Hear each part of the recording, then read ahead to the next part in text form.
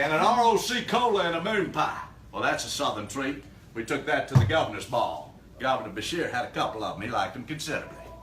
L81, Winchester, Kentucky beverage. What were they doing 90 years ago? They were a distillery in the state of Kentucky. It was Prohibition that shut the distillery down. They retooled to make regional soda pop. High in ginger, light in citrus. What's it go best with? Bourbon. Kentucky straight bourbon. Right there on the easel's why it's rye. It's got a high rye content in this Kentucky straight bourbon. At 93 proof, it's exceptionally smooth. Pepper to back your tongue, real gentle, move to caramel finish in cherry. Precinct 6, craftiest thing we have. You come to a craft distillery, you're looking for a craft product, here it is. Mr. Beam did it in honor of his parents, both of which passed away since the shovel hit the ground.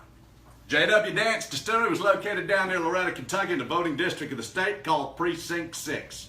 MCB up top, minor case Beam's insignia. First time in history Beams and Dance have ever been on the same label together. Marion County map in the background's where it all took place.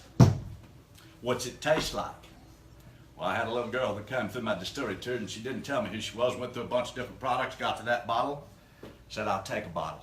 I said, why'd you like it so much? She said, because it tastes like a 10-year-old Glenlivet. I said, Scotch? You're a Scotch drinker down here on the Bourbon Trail. We don't get too many of you. She said, I'm their tour guide.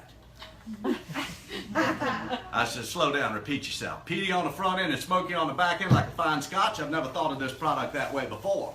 I'm using that from now on. Thank you very much. Rye whiskey, coming to a store near you in very limited quantities. This one's finished off in sherry cask. American sherry cask. Not just any sherry cask, Myers Winery sherry cask. That's the same sherry that John F. Kennedy himself brought to the White House when he became president. An American sherry.